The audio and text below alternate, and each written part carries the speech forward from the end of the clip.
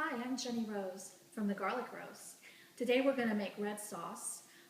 In Italian families, that's what we call it, is red sauce, but you may know it as spaghetti sauce. I got this recipe from my mother-in-law who raised an Italian family, so I feel like it's pretty authentic.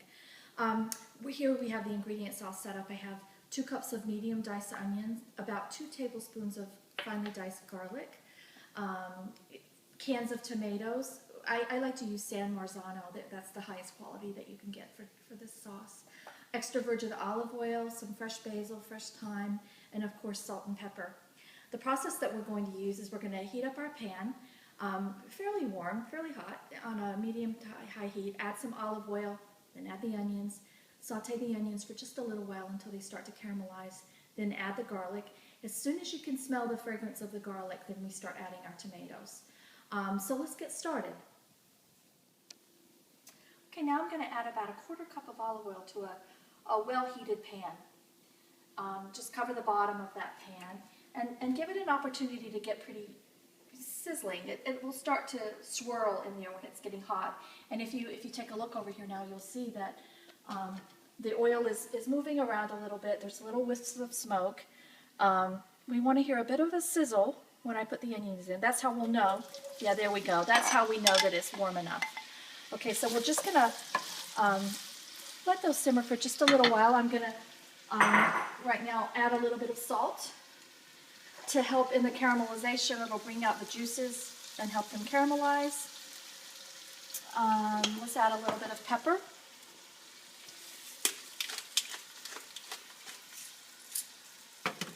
And we're just going to let's let it go and do its thing for about 10 minutes. We'll come back in about 10 minutes and they'll be nice and caramel. Okay, now we're back to these onions. See how nicely they've just started to brown around the edges. They've become translucent. And during this time period, what we've done is we've released some of the sugars, and that's going to make your sauce just a little bit sweet. I'm going to add the garlic now.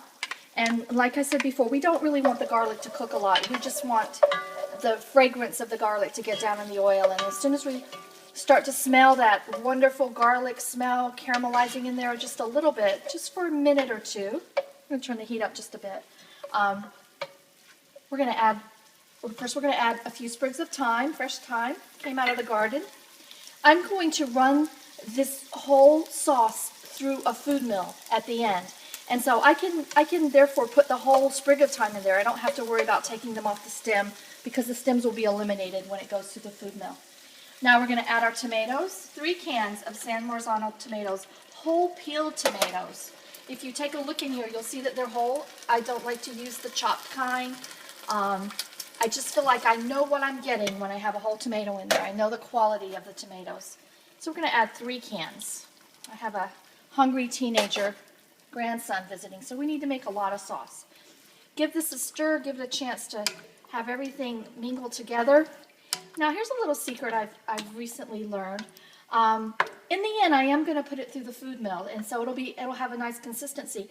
But right now, if I smush up the tomatoes a little bit, it'll just speed the process along. So I like to use a potato masher. It really does the trick, and that way the tomatoes are already releasing all of their juices. So I just do this, just for a few minutes, just to make sure all the tomatoes have been burst, and it'll give them a chance to cook down just a little bit quicker if they're already disassembled in the pot. So there we go. That's the start of the sauce. Okay, so now our sauce has been simmering for about an hour with the thyme and the onions and the garlic in there, a little salt and pepper, and it started to reduce. If you could see, the level of the liquid has gone down a little bit, so we know it's reduced a little bit. I have some basil here, fresh basil. We don't use the stuff in the bottle. We only use fresh. And this is going to be going through the food mill, so it'll get chopped up more. I'm just going to give it a rough chop right now. Some of the stems can stay because they're gonna be taken out when it goes to the food mill. So what I do is I just take it and crush it up, and then just give it a real rough chop. If I was going to be fancy with this basil, then I would do a little bit more fancy chiffonade, but I'm going to use about half this amount of basil and put it in my pot. Stir it in, and then we're going to continue to let this go for a slow simmer for about 10 more minutes, and then we'll run it through the food mill. While we're waiting for that to happen, let me tell you a little bit about the food mill, in case you have never used one before. It's this little contraption. It happens to be my favorite kitchen utensil. I use it all the time. You can get them from many different places and many different types. I happen to like the one that comes with 3 separate sizes of disc. This one I use for mashed potatoes. But I like to use the one with the biggest holes for my red sauce because I want there to be some consistency and some pulp in there. I don't want it to be super smooth. So I'm going to put this together. And then when my basil is ready, the pasta sauce is ready, I'm just going to put the pasta sauce in here and we're going to strain it out into this pot. So let's give it another 10 minutes and then we'll come back. Okay, this sauce has been simmering with the basil in it for about 10 minutes and it smells wonderful. I wish you could smell it. I'm going to transfer it into the food mill and I'll let you see me do a little bit of the milling of the tomato sauce. That should do it for starters. And then the way this works is we just twist and twist and twist, and all the sauce, as you can see, comes out in the bottom.